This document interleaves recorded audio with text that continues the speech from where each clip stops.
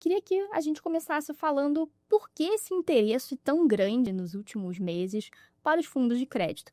Claro que quando a Selic fica mais alta, de fato, os investidores sempre procuram o crédito privado, mas não necessariamente fundos de crédito. Essa parece ter sido uma novidade mais recente. Como foi esse fluxo na gestora de vocês e como que vocês entenderam isso? Patrícia, o ano passado foi realmente, assim, um ano excepcional, para a indústria de fundos de crédito privado. Então, assim, você até comentou, né, do número dos últimos 12 meses, mas quando a gente olha 12 meses ali de 2024, a gente vê uma captação praticamente de 300 bilhões de reais. É um crescimento de 30% com relação à base que a gente tinha no ano anterior. Então, realmente, assim, dá para dizer que a gente tem uma classe de ativo. A gente ganhou, né, assim, crédito privado hoje ganhou o seu espaço e a gente é certamente uma das grandes classes de ativos dentro do mundo de fundos, tá? Inclusive, quando a gente, no número que a gente acompanha, então, a gente sabe que não é um número divulgado pela Ambima, cada casa acaba tendo as suas métricas para fazer essa conta, mas a gente enxerga hoje os fundos de crédito privado com um patrimônio de 1,6 trilhão, que já é maior do que o mundo dos fundos de multimercado. E quando a gente olha fundo de ação, por exemplo, é uma classe de ativo mais perto de 600 bilhões de reais. Então, hoje, realmente, a gente tem uma grande classe de ativo. Quando a gente olha a Sul América Investimentos no ano passado, a gente também teve um crescimento muito importante. Então, a gente cresceu até mais do que aconteceu aí dentro da indústria. A gente fechou o ano, então a gente cresceu 40% o volume de recursos alocados em crédito privado, fechando o ano com 25 bilhões de reais alocados na classe. A Faiga vai falar o número dela aqui, vai parecer pequeno, mas só lembrando, para quem está aqui nos assistindo, a Sul América Investimentos é uma gestora independente. Então, assim, dentro do mundo das gestoras independentes, a gente certamente tem um tamanho muito relevante, né? Deve ser aí uma das grandes gestoras independentes de crédito privado, mas não comparado aqui a Itaú Asset e a Faiga. Mas o crédito virou uma classe importante dentro da gestora.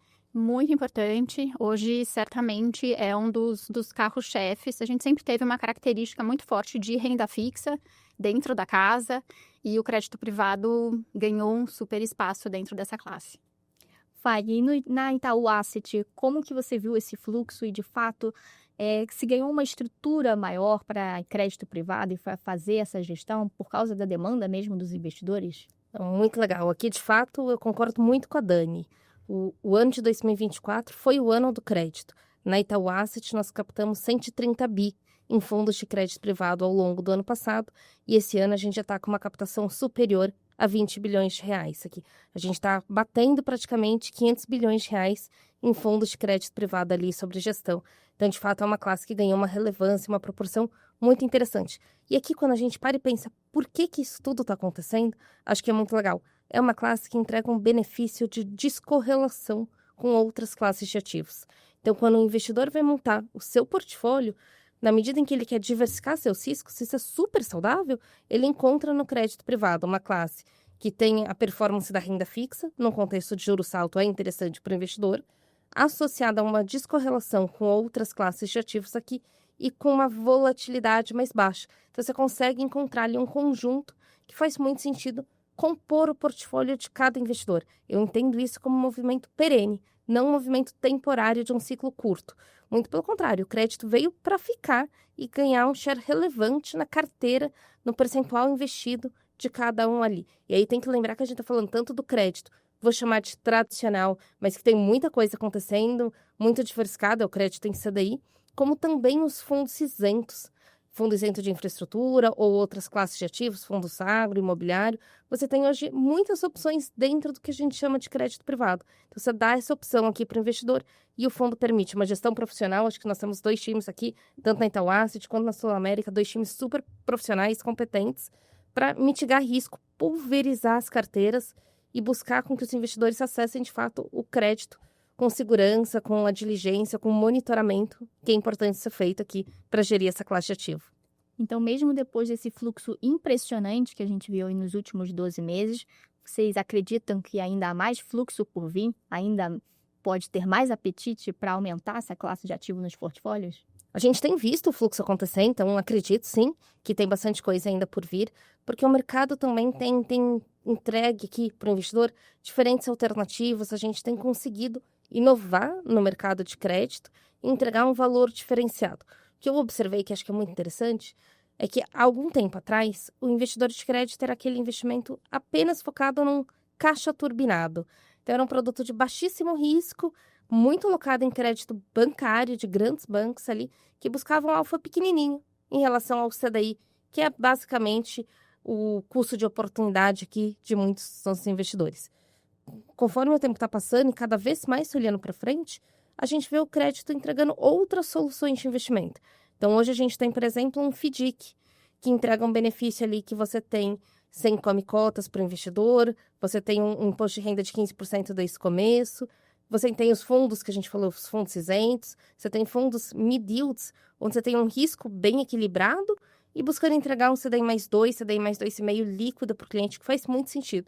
Então, na medida em que a gente foi vendo aqui novas opções de investimento, a gente consegue ter cada vez mais esse cardápio para o investidor escolher. E isso a gente viu muito claro ano passado. O ano passado, na Itaú Asset, dos 130 bi que a gente captou, 30 bi foram em fundos de caixa, fundos esses mais conservadores. E os outros 100 bi foram super diversificados aqui entre diferentes famílias de fundos. Das famílias de alta qualidade, a gente chama de high grade, as famílias mais high yields, passando pelos fundos isentos, mas mostrando que a gente consegue compor aqui o crédito, entregando diferentes performances, diferentes resultados para os nossos clientes. Isso é bem interessante para a gente também explicar para o ouvinte o que se pode esperar de rentabilidade de um fundo de crédito. Ou seja, num fundo de caixa, como você está colocando, a gente tem ali um CDI um pouquinho mais turbinado, como você falou. O que o investidor, ao entrar num fundo de crédito, pode esperar de rentabilidade, Daniela? Aqui eu acho que é sempre importante o investidor, até na hora dele escolher, ele entender o perfil do mandato do produto que ele está comprando. Então, vou falar assim, como a gente faz isso dentro de casa, e eu gosto sempre de falar que essa é a parte mais importante. A gente tem um combinado com o nosso investidor e esse combinado ele tem que ser mantido, ele tem que ser entregue. A gente vai passar por diversas tentações, o mercado muitas vezes ele é tentador para que a gente corra riscos, muitas vezes desproporcionais, mas a gente tem que seguir o mandato e aquele combinado.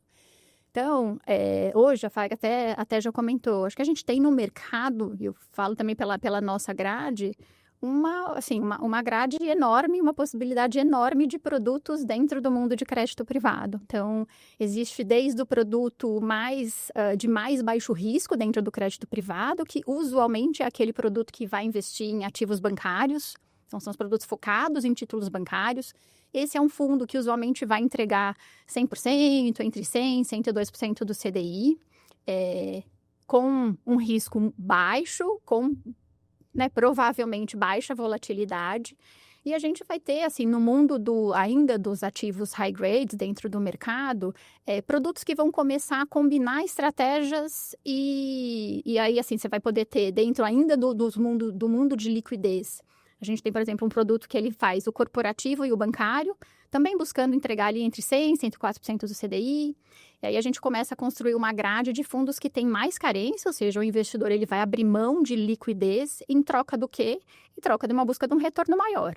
Então, a gente tem mandatos lá para entregar CDI mais 1, chegando até CDI mais 2, ainda dentro do mundo high grade, tá? E aí, a partir daí, assim, quando a gente vai entrar, seja no mundo do high yield, de special situations, aí o céu aqui, em termos de retorno, o céu é o limite e o risco também, né? Eu acho que sempre é importante isso ficar muito, muito claro para o investidor.